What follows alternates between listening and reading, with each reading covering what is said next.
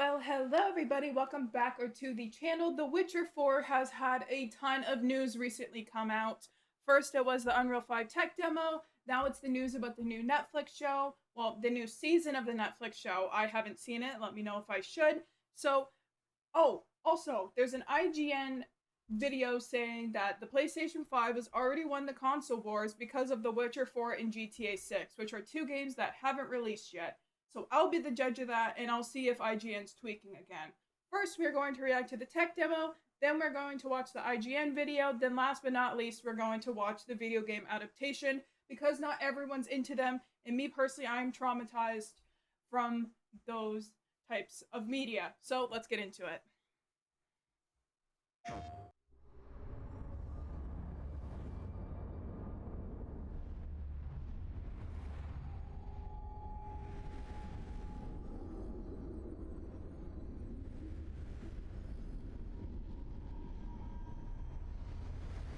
Let me just make sure. Okay. I can't watch it in the full because I don't have a 4K monitor. My apologies.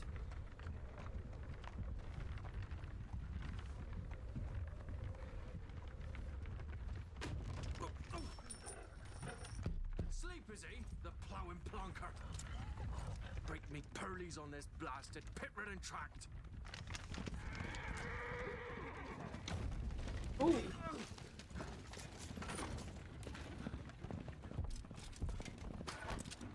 Where's fear not Gyro? Aye, the devil's out there! It's running from!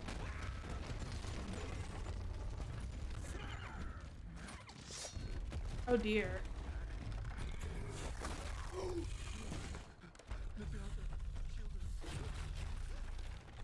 Oh my god!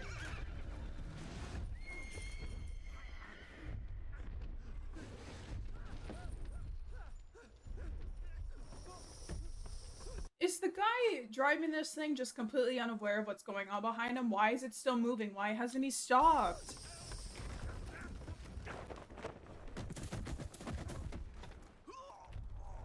Oh. Oh.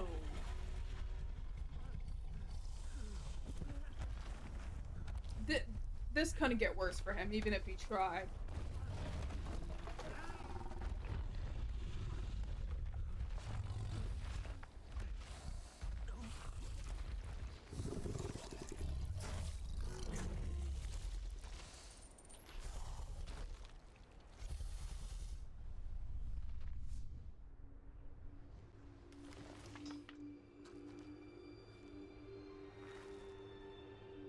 There she is. Salt.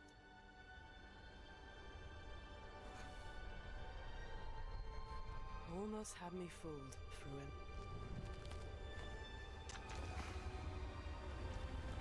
I've seen a lot of people calling The Witcher 4 woke because there's a female antagonist or just the main front of the game.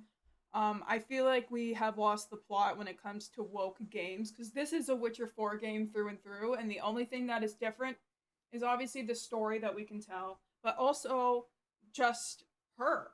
Like, just because there's a woman involved doesn't mean that it's woke.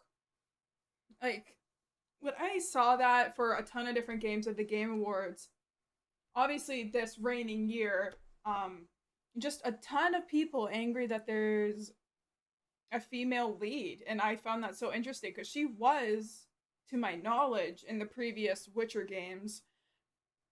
I've never personally played them, but I've seen other people play them, live streaming specifically.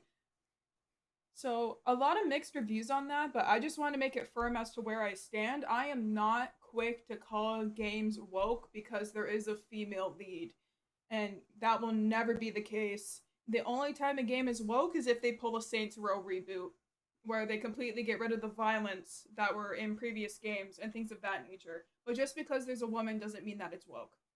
I just want to get that out there. And for anyone that thinks it's woke because there's a female lead, you're ridiculous. Please look at this video for yourself. I'm going to put all the original links in the description.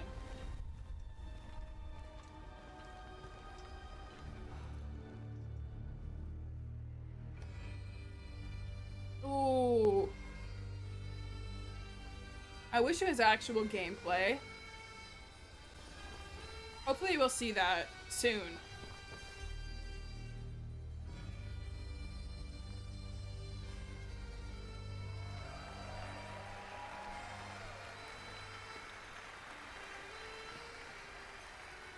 Thank you. Thank you, everyone, and welcome to the State of Unreal at Unreal Fest Orlando. We're here to show you what's next with Unreal Engine and so much more. We are thrilled that you're able to join us. Thank you. But first things first, I'm here with Sebastian and Kaitek from CD Projekt Red. We have a lot to talk about. Hey, guys. Hey. Thank you, Wyatt. Thank you, Wyatt, and hello, everyone. With The Ooh. Witcher 4, Sorry, I need this jacket. we're stepping things up. And to do that, we needed the right partner. One that truly understands that great open-world games are all about art and technology coming together. Yeah, and look, our goals are completely aligned here. And around the launch of UE5, your awesome team at CD Projekt Red announced a collaboration to make open-world development in Unreal even better. And it's an opportunity we just couldn't pass Sorry, it up. he's very mumbled. So we've been working on a technical demo together to achieve just that.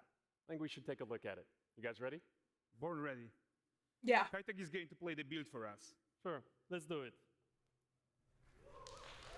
Oh, we're actually. Oh. Not actual This is a gameplay. technological show. Wait. So then why is he holding a controller? Oh, was this the Project Milo thing that the Kinect had where they tried to sell that you could have your own friend in a console? Ooh, yep, okay. Set in the I hope world not. of The Witcher 4. Hmm. What you Yeah, but just he's saw moving it. And are going to see now is Oh, running it's a on technical presentation. Okay. a standard PlayStation 5 Sure. at 60 FPS with ray tracing. So in the Sorry, my game, blush. you'll be playing as Ciri, a professional monster slayer, a witcher. She explores the world and hunts down monsters for coin. The region we are in is called Kovir, and you'll get to explore it in a game. Right now, Ciri is investigating the monster, and after gathering new clues, she is heading back to a nearby village.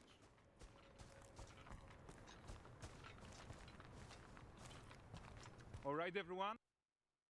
Sorry, I'm analyzing the clouds. I wasn't sure if this was a campfire or if it were a cloud, but by the looks of it, the smoke and the cloud particles look almost identical. Meet Kelpie. Kelpie? Let weeds be weeds, Kelpie. Aww. So just like Geralt had Roach, Ciri has her own loyal companion. We return to town. These two characters need to feel like one. Since you're gonna explore the world on horseback, riding needs to feel seamless, natural, and just fun.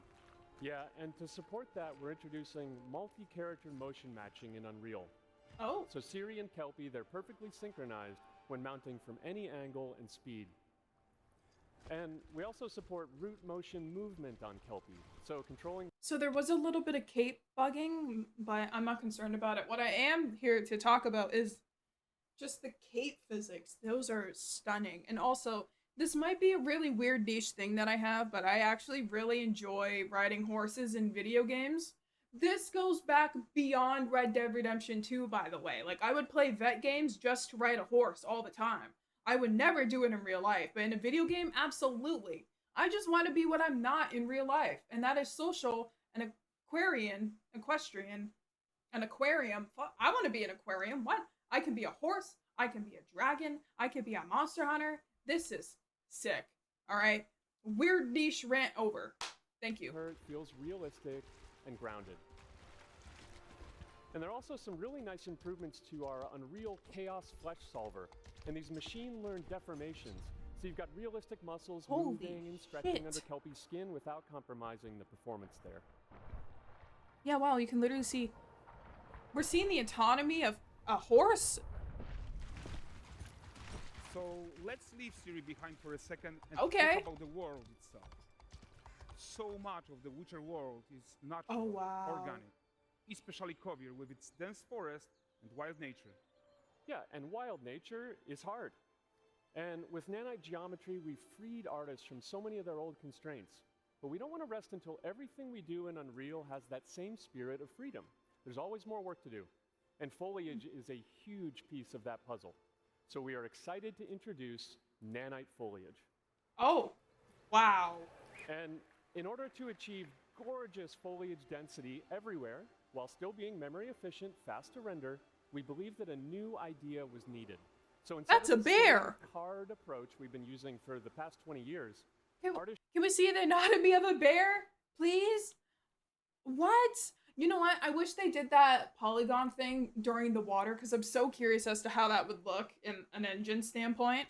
should be free to take a nanite approach to foliage, modeling every single leaf and pine needle. Dude, this is And better the than my old LOD tricks vision. of the past, they needed a complete rethink. And in their place, it's a new adaptive voxel representation. We just in went into nanite. the Minecraft Volumetric, 4. It's fully 3D. It is super fast to render.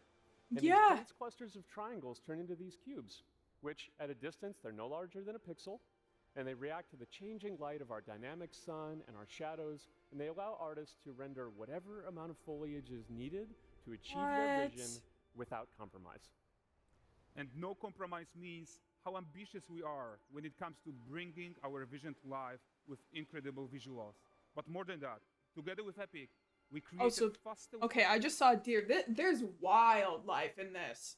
Because I can't speak for other games, but you know, like the really old 360 games where it's just like a bunch of trees and nothing else? Maybe the bird that you hear in the background, but you don't actually see. I'm glad. I hate comparing it to this game again, but there's finally some competition for Red Dead. And that game still has no competition, and it came out in 2018, so. Way to load the world. We can I need now to see bring in more. more content more quickly for the smoothest possible experience as we fly down to catch up with Siri. Ooh. Damn, they went the long way.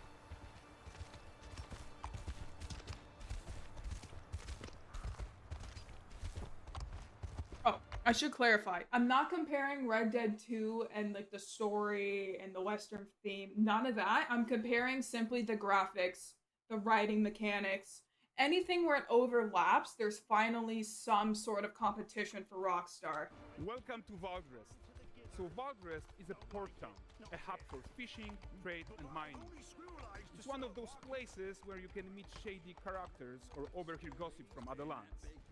It's also where Ciri took on her current contract. High-tech, let's leave Kelpie here and explore the marketplace and food. And the missus? I'm Can Kelpie so follow excited we you? can finally show you some of this stuff. Let's see what Valdrest has to offer. 'Cause my horse harasses me in Red Dead 2. Sometimes when I don't ask, like, able to follow me, he still does anyway, so that's fun.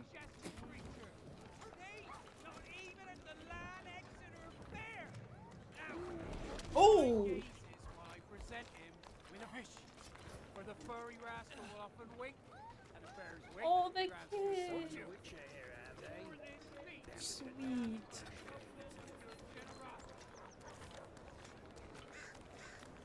Pardon. Oh. Guys, notice how responsive the world is. Character actions directly affect what happens around you, sometimes even setting off chain reactions. Okay, so he is Everything controlling working it. together. I can tell by the joystick movement. I just thought he was a poser up there for no Oh, reason. look at this poor gentleman being taught how to fly by an angry innkeeper. Oh! That's what happens Is when he, you cheat is he okay?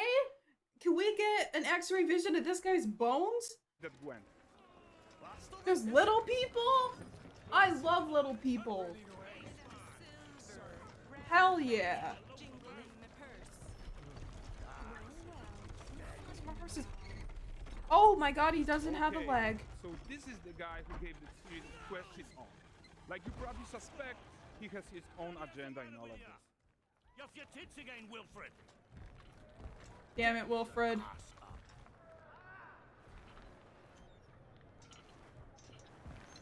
A typical day's toil. Who in?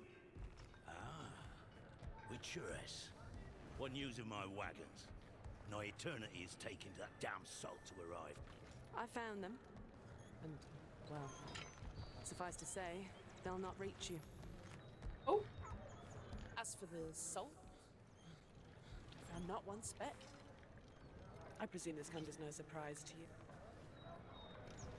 Now, her eyes are mesmerizing. this smuggling trade is of no concern to me. Shush, shush, shush. The manticore that flattened your cart and devoured your men?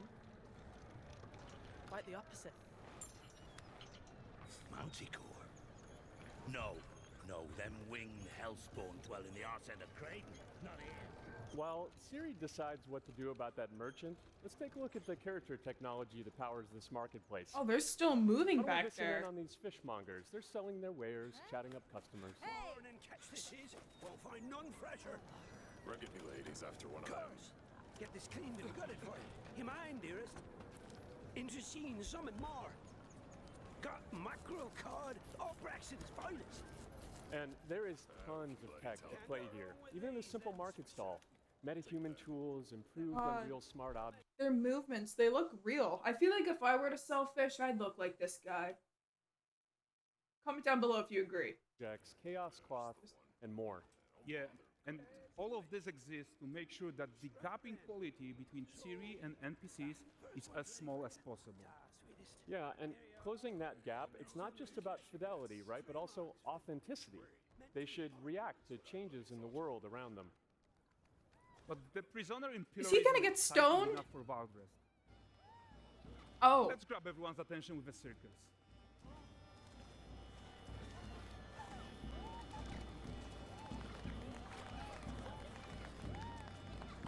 But the great performance Oh, there's deserves a jugglers! huge crowd though. Let's crank it up. you know what? Ooh. Shout out to the live capture actors and actresses that not only perform, but also juggle. That's insane. This guy deserves a game award. So you are seeing tons of optimizations here to many of Unreal Breathing systems, fire? including an entirely new Unreal animation framework, allowing us to fit easily in our 60 FPS budget, not just in rendering, but also with room to spare on 60 the game frames? thread. Over 300 animated skeletal mesh agents all going about their business. And the whole point is to leave breathing room for developers like you to introduce the gameplay and the systems Oh, that I you didn't even realize there's people watching from above. Oh my always god. expect, empowering you to make your worlds come to life without Unreal standing in your way. You are right. That's the open world RPG that we are making. But before we wrap up, how about one final check-in with Siri?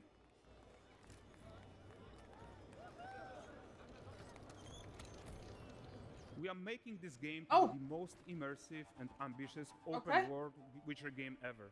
What do you think about the And we are coin? making this a reality thanks to our work on Unreal with the team at Epic. I think what we are doing together is going to bring the in team a at new Epic? generation.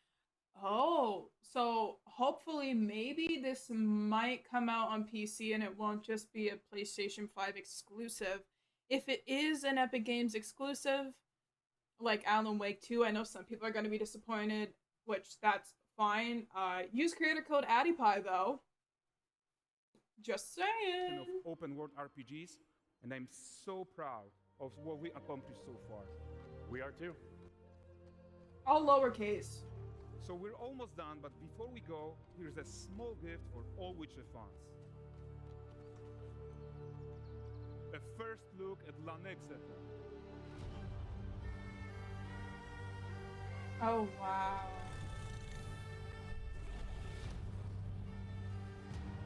I love the fog. Onward, Kelby. With what? Gorgeous. Witcher.com. I see. CG Projekt Red, you've done it again. Let's see. Do we have any release date or no? You just got. Damn it. You know, fine. You know what? Because of this, we're going to watch the IGN video next talking about how GTA 6 and The Witcher 4 are going to completely destroy Xbox in this console generation. I believe they're going based off of the trailers and the tech demo we just saw. However, the games aren't even out yet, so I don't know exactly what their point is. I'm gonna be the judge of it. Let's get into it. PS5, captured on PS5, captured on PS5. Nah, I don't Oh, believe it. The PS5 is right. rubbish compared to my uncle's Pentium 12 PC that's not even out yet because he works for the NSA. Meanwhile, in the real world, there's a lot of good reasons why the makers of an upcoming game may want to I'm not gonna reassure say it. you that their product works on a good piece of hardware you probably have, rather than showing it at its best on a better piece of hardware that you statistically probably don't. Obviously, it's all about the lowest common denominator. No disrespect to the PS5 Pro, but significantly more people own a standard PS5 and are unlikely to bother upgrading until PS6 shows up because the economy's in the toilet. And Well, not only that, but it's been historically known that people don't usually upgrade and throw away their old hardware. I was one of those people. The only time I ever really upgraded from one console generation to the next was during the Xbox 360 because mine kept red ringing and I got a Kinect. Other than that, I would stick with the old hardware every single time because there's no resale value on a console like there is computer hardware. the best will in the world, a few extra blades of grass in Horizon Forbidden West is scarcely worth the upgrade to most people. Despite that, it does seem to fly in the face of common wisdom to not showcase games in their best possible state. I mean, Microsoft aren't making Xbox trailers on the Series S, are they? Granted, they're not making any. Oh, okay, no. That I didn't know. The fact that Horizon is on, okay. Okay, yep. I'm seeing it If now. you wanted the most pristine, the most detailed, the most impressive PlayStation footage available, you'd capture from a PS5 Pro. Clearly, there are other more nuanced concerns at play.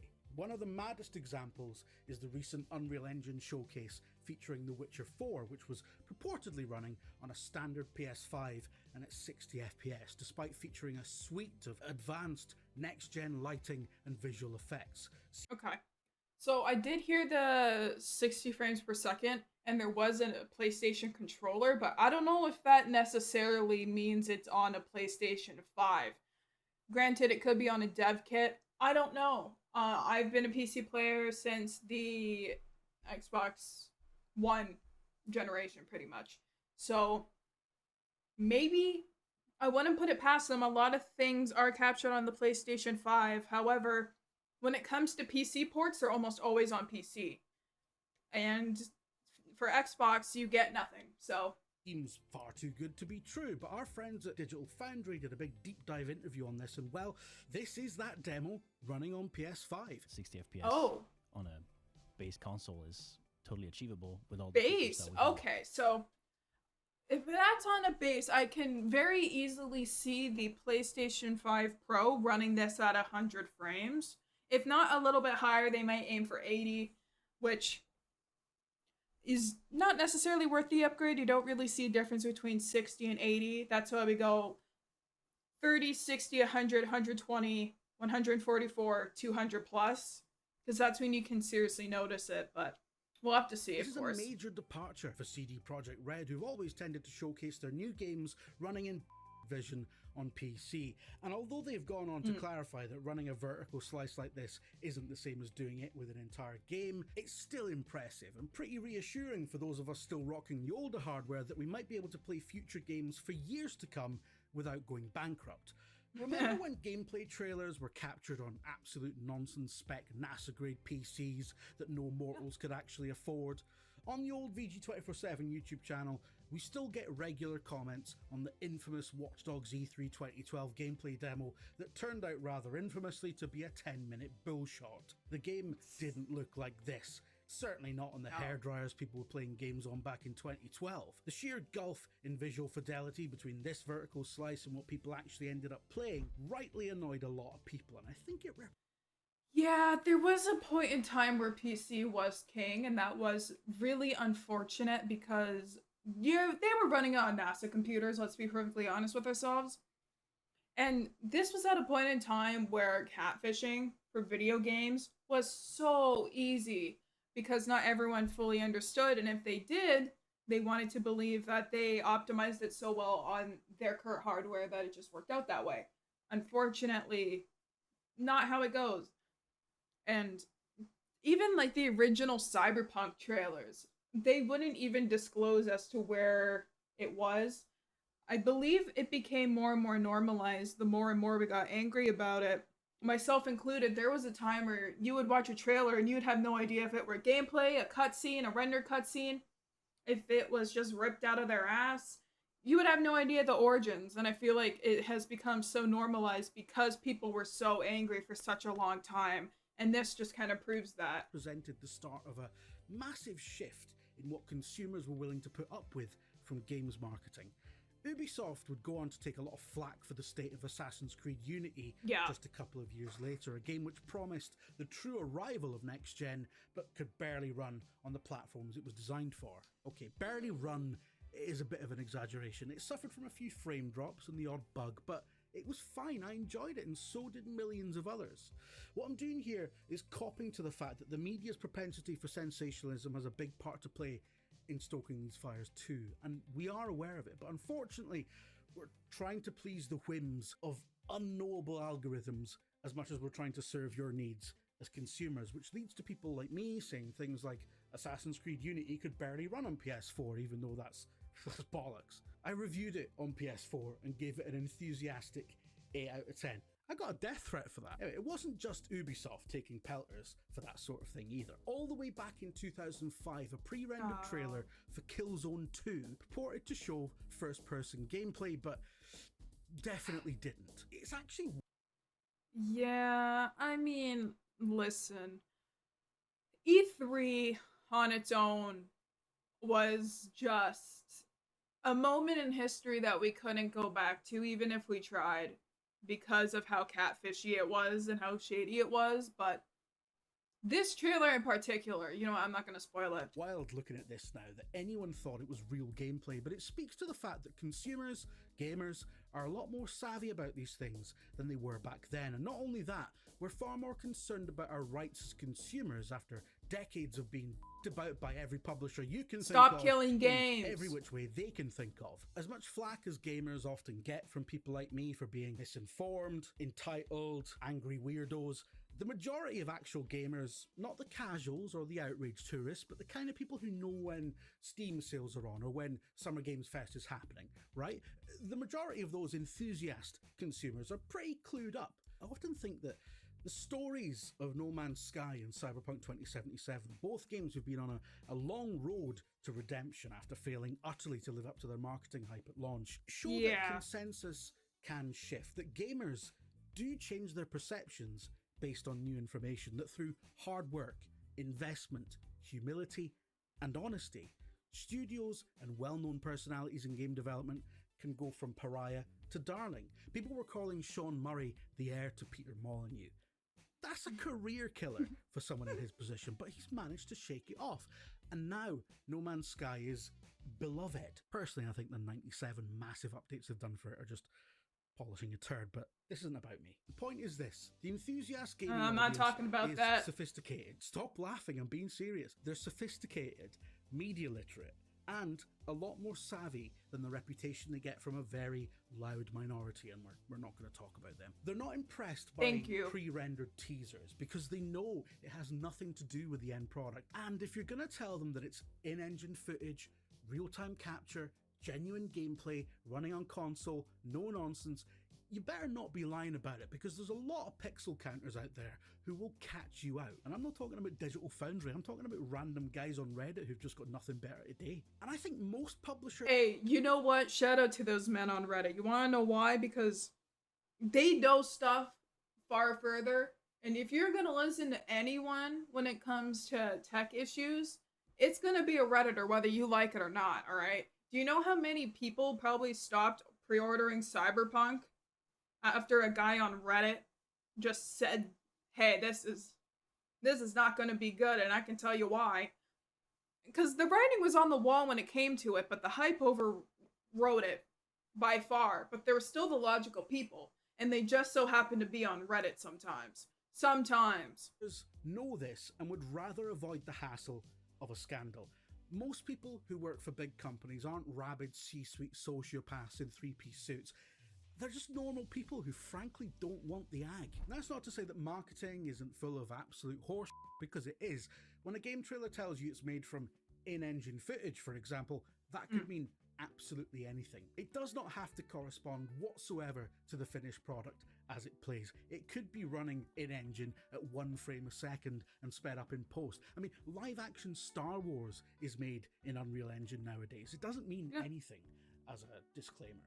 But when a publisher tells you this was captured on PS5, that's a much more meaningful statement. As I've said, if they wanted to show you the game running at its best, they would surely capture on PS5 Pro, as some games are doing. Look at Silent Hill F. Or they would capture on one of those aforementioned PCs they got from Area 51. That's the sort of thing that used to happen. Right. Hell, it still does happen. I used to make game trailers for a living, and I can tell you that even as recently as like 3 years ago when I was last doing it, it was still very common to produce multi-platform trailers from the absolute best capture possible, usually on PC, and just render out a bunch of versions with different mnemonics, different control prompts, etc. I've literally had to sit there and paste Nintendo Switch button prompts over PlayStation-derived footage. 9 times out of 10, it's not even nefarious. It's just usually unfeasible to make bespoke trailers for specific... I hate that. That actually happens. I mean, is the Nintendo Switch the best specs ever? No. Is the Nintendo Switch 2 a little bit better? Yeah.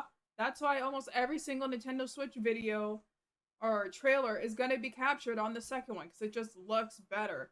However, there's almost 0 to no laws about video game trailers and advertising. That's like saying that your product can do something but using another one in a trailer. They're kind of doing that here. Like, even laundry detergent. Can you imagine if the laundry detergent industry got caught using, like, hand wash, like, items, and they weren't using their products whatsoever? That's kind of what's happening here, and it feels like no one cares, which is crazy. Platforms, but in that situation, you're hardly going to pick the worst looking version of the thing, right? Usually Nintendo Switch. There's definitely been a shift in attitude recently when it comes to how games are showcased and how that serves an ever more savvy audience.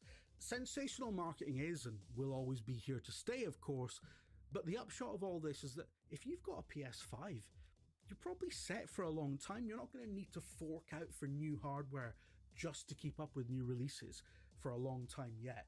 Yeah. And if you consider the fact that generational upgrades are beginning to show real diminishing returns now, because there's only so much detail you can resolve in 4K, because there's only so much time and money studios can spend on graphics, and no, I don't think AI is going to make up the difference in ways that anyone actually likes, because photorealism is a choice and not always the right one, because Moore's Law is dead. Take your pick, man. We're hitting every ceiling imaginable. We're never going to see the kinds of generational leaps we had years ago. No. PS1 to PS2 or even PS3 to PS4. But I'm kind of okay with that, because as long as I've been alive, gaming is at its worst when people treat it like a tech product. Whether that's suits or punters, we're all guilty of it. And it's at its best when people treat it like a creative art. It is, of course, a bit of both, but I don't need to tell you which side of that equation should work in service of the other. And I also don't need to tell you that the balance has always been wrong. So, does captured on PS5 mean we're in for a long generation? No. Yeah. And we know that plans are afoot. I disagree. I absolutely think that's what it means, because if the PlayStation 6, let's say, and whatever the hell Xbox is going to name their next gen, if that's not as graphically intense or more up in specs, there's no reason for game developers to drop the last generation. It's the same thing with the PlayStation 4. However, some companies can't port their games onto there because it still has a hard disk drive and not a solid state drive. There is so many reasons why they keep the last generation cooped up with the other one. And I truly feel like there's going to be a point in time where it doesn't matter what console you have, there will be a game for it because it can still run, and then the general consumer will be happy and the game studio can make triple the money. I do not think that all of them will get disc releases, but digitally, where it costs a lot less, yes, I do think that more and more consoles will be supported over time. No, it's not going to be as big as a jump, which is, it's going to become graphically impossible very, very soon, and there's only so much we can realistically do about that, because let's think about it. And when it comes to GPUs and AIs, I know the 50 series incorporates AI. It will only be a matter of time until consoles do as well with the newest technology. With NVIDIA, I do believe they still use Radeon cards, which are AMD GPUs, but I'm sure they will get their equivalent for that as well. I do really, really think that it will be a longer generation because there is literally nowhere else where they can upgrade except for the AI capability generating frames, like in between, such as the 50 series. I honestly, even for the specs, the PlayStation 4 was a very, very long generation cycle, despite the fact that they didn't even have memory-based hard drive space. Think about it. Yeah. I don't agree with that, but I'll let him explain. For PS6 anyway, but I suspect we're in for a much longer cross-gen period than we're used to, as the global consumer economy remains firmly in the toilet. By design, frankly, but that's a whole other video. By the time we get to PlayStation 7, it'll be moot, because you'll either be jacking Roblox directly into your spinal cord, or you'll be a plane of sheet glass in an irradiated wasteland, and I can't decide which one of those I prefer, honestly. I mean, the less waste, the better, right? Less stuff that ends up in a landfill. But now Netflix has released a brand new... Oh my goodness, man. The Witcher Season 4, which I do not believe is in ties with the Witcher 4 game. This trailer came out 8 days ago, I believe. Let me know if this is worth watching, because I'm not sure.